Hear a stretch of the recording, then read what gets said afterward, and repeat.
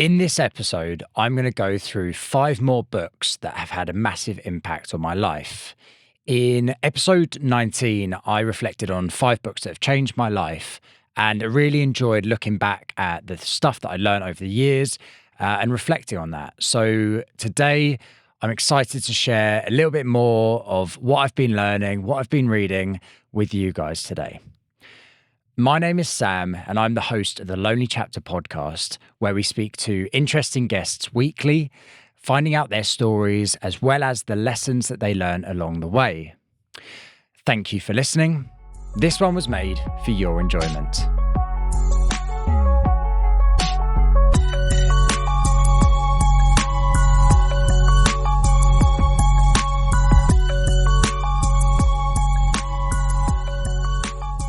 So I want to get straight into it, and book number 1 is a book that I mentioned in my 30 Lessons episode recently. So Why to What by Dakota Meyer. Dakota Meyer is a US Marine Corps veteran who became the first living Marine in over 40 years to receive the Medal of Honor for his actions in Afghanistan. He's got another book that's called Into the Fire, and that details more of that story of what actually happened that led him getting the Medal of Honor. But the book today, Why to What, is a recent release. So he released it at the end of last year, and it shares straightforward advice, actionable sort of strategies, and really nice little takeaways. And what I really appreciated about this book was it doesn't have a lot of the fluff that sometimes self-help books can get bogged down with. It was straight to the point, really actionable, and I took a lot away from it. I made loads of notes, highlighted loads of bits. So I'm excited to share a few of them with you today, and hopefully it will lead to you guys going to get the book as well. So starting with the idea that gives the book its name, Why to What? This looks at how we question our day-to-day situations. So as an example, if someone was struggling in day-to-day life and you ask them, why are you struggling? It can open up the floor to then give a load more excuses and put sort of blame on external factors. Whereas if you change it to what are you struggling with, you can then clearly list out the exact things that you might be struggling with and start to work out ways that you can sort of overcome these and solutions to turn these around and help that person not to struggle. So it's a really small change, but it stops us going down this route of further blaming external factors, and which can then lead to us bunkering down in our sort of victim mindset. As Dakota says in the book, using the what line of thinking is solution-based, logical, and proactive, whereas the why approach is emotional, abstract, and inactive.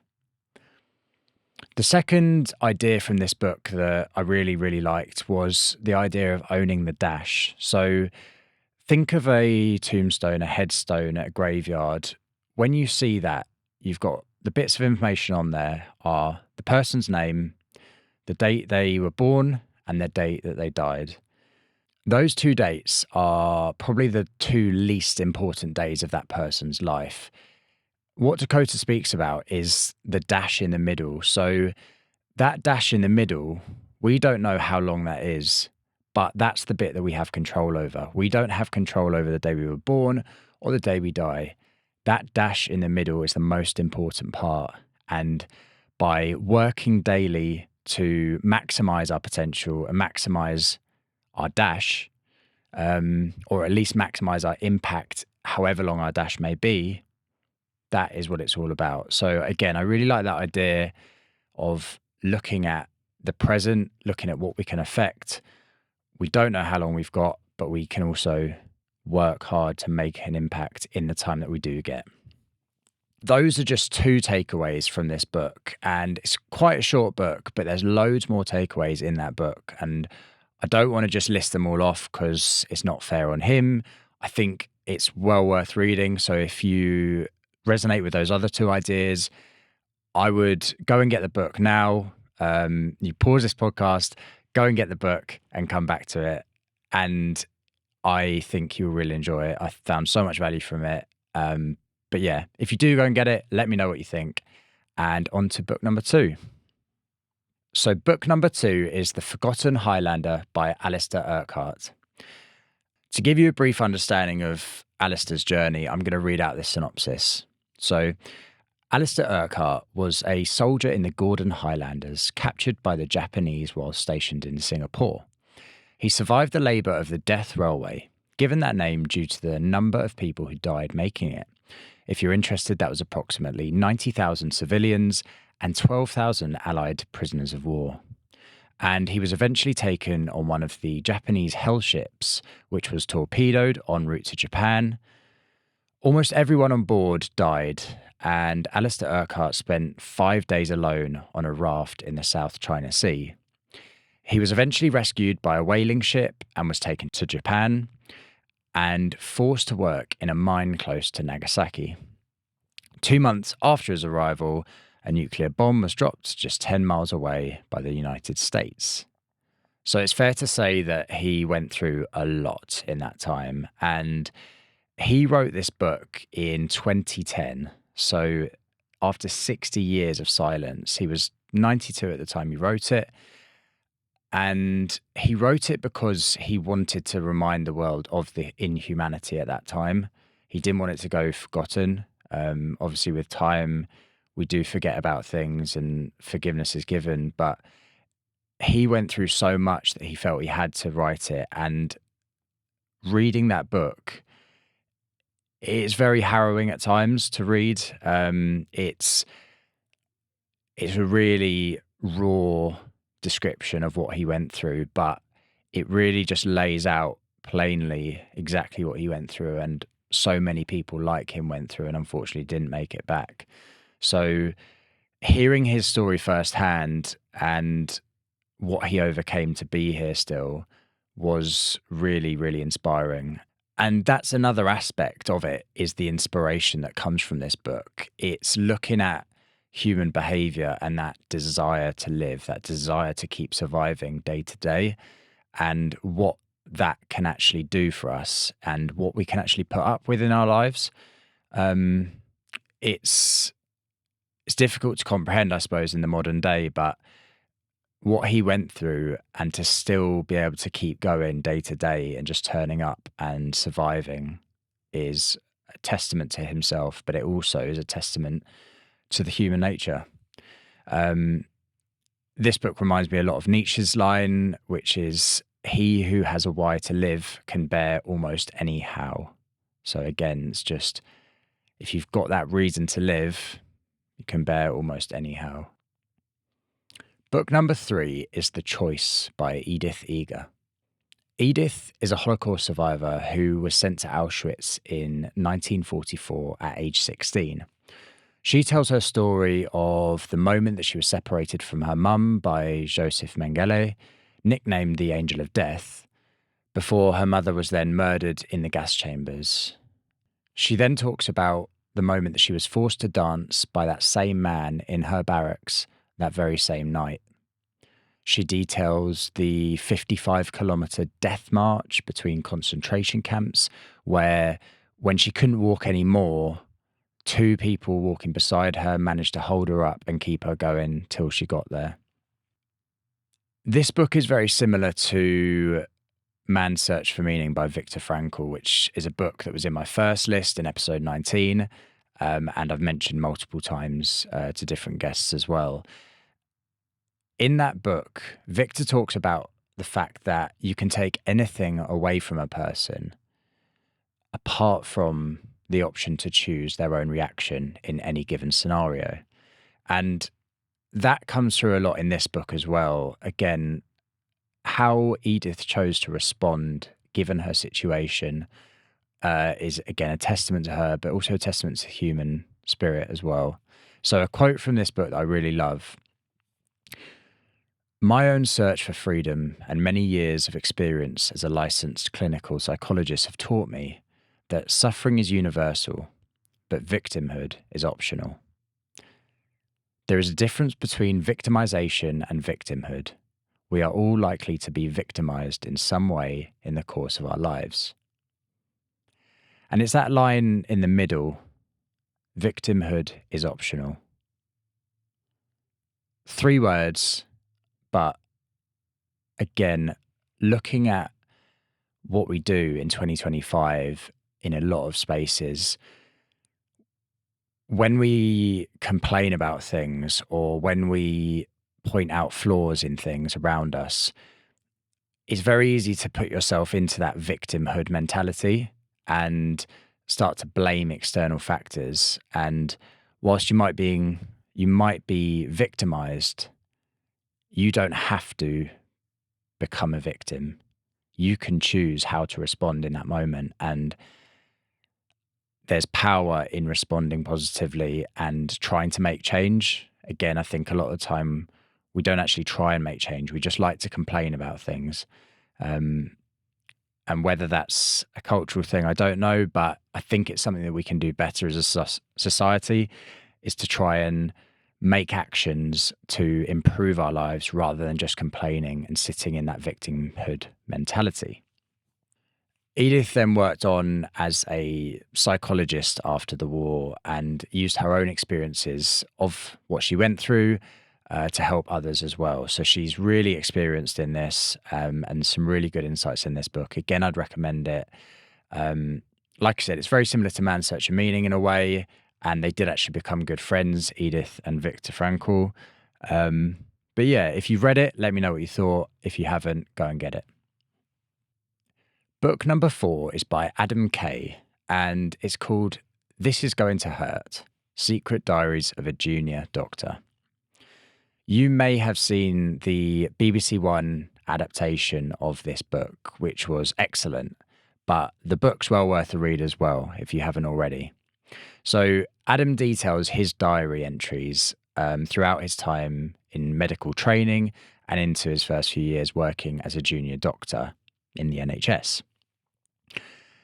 He blends humour into this book in what otherwise would be a very disturbing read, but it makes this book really easy to read, and it really takes you from laughing to the verge of tears in a matter of moments. And he's done it so well because the humour doesn't take away from the hard-hitting points, and he really lays out the flaws of the NHS, the flaws of how the medical practice runs. And I mean, you hear it all the time at the minute, is the NHS is run on goodwill. Like the doctors, nurses, everyone who's involved in the NHS at the moment is doing so many extra hours just out of goodwill, and probably putting their own lives on the back burner, or their own health at least.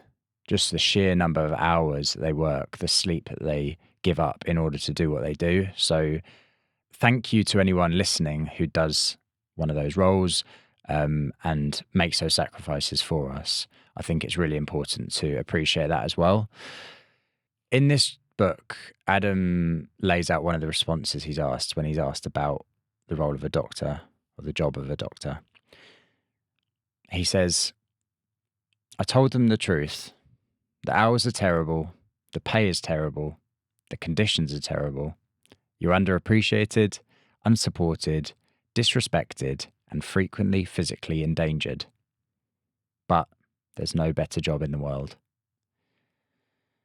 And again, I think that points to and shows us how much these people do put up with, the conditions that they work in, the amount of hours they put in, and like I said before, the sacrifices that they put to their own lives, their own quality of life in order to help other people is really commendable. So yeah, this book is excellent. Give it a read and let me know what you think. So the 5th and final book is Meditations by Marcus Aurelius. So I can't say that I've actually read this book fully, because anyone who knows it will know that it's not really a book that you can just sit down and read cover to cover. What it is it's a collection of personal writings and notes from the Roman Emperor Marcus Aurelius, who lived around 1900 years ago. These writings were never meant for public consumption, so they were purely his own notes to himself, his own musings, and his own practicings of his Stoic philosophy. With this book, it's easy to just open to any page you want, random page, and find a really impactful quote. And that's quite often what I do. I just open it to random pages, read through the quotes on the page, and I find a lot of value from them. So what I'm going to do is I'm going to read out some of my favorite quotes from the book and just give a little discussion around each one. So the first one is along the lines of memento mori, which I've already discussed on this show a few times. But the quote is this: "You could leave life right now. Let that determine what you do and say and think." So again, it's about that realization and acceptance that you could leave this life at any moment. We're not guaranteed tomorrow. So let that determine what you do and say and think. Let your actions be determined by that. And maybe stop worrying too much about the future or 5 years from now or 10 years from now. Whilst it's good to have goals, it's really important that we live in the present as well and we don't forget that. The second quote is, "You have power over your mind, not outside events. Realize this and you will find strength." And that one, in a way, sums up Stoicism. So it's the acceptance again that you have power over your mind, but not what happens externally. And it sort of links in earlier with what we were talking about, where people sort of blame external factors and can really get worked down on what's going on outside of their own body. Whatever happens externally is going to happen. You get the choice to decide what that means for you. So you get the choice to look at that and respond in any way you can or any way you want to. So what he's saying there is, once you realize that, that gives you strength. That gives you the power to determine how you see the world. The third quote from this book is, "Waste no more time arguing about what a good man should be one." Now, this I don't think is necessarily as much about being a man as it may sound at first. So I think it's about, again, looking outside of ourselves rather than just looking at ourselves. Again, quite a lot we like to criticize others or find faults in others or make excuses. But really what we should be doing is looking within ourselves. What can we do better? And I think if we can shift from that behavior of blaming others or finding faults in others and instead looking at ourselves and looking at what we can improve about ourselves, if everyone did that, how much better would we be as a society if everyone just focused on themselves for a moment and actually improving themselves and stop worrying too much about what other people are doing?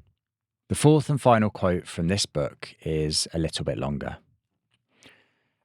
"At dawn, when you have trouble getting out of bed, tell yourself, I have to go to work as a human being. What do I have to complain of if I'm going to do what I was born for? The things I was brought into the world to do? Or is this what I was created for? To huddle under the blankets and stay warm? But it's nicer here. So you were born to feel nice instead of doing things and experiencing them? Don't you see the plants, the birds, the ants and spiders and bees going about their individual tasks, putting the world in order as best they can? And you're not willing to do your job as a human being? Why aren't you running to do what your nature demands?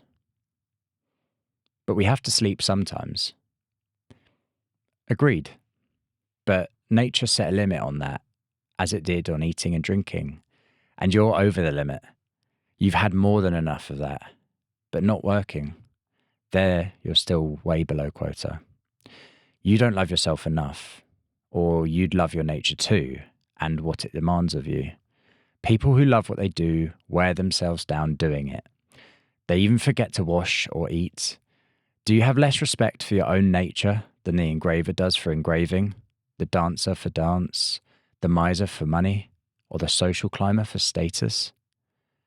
When they're really possessed by what they do, they'd rather stop eating and sleeping than give up practicing their arts.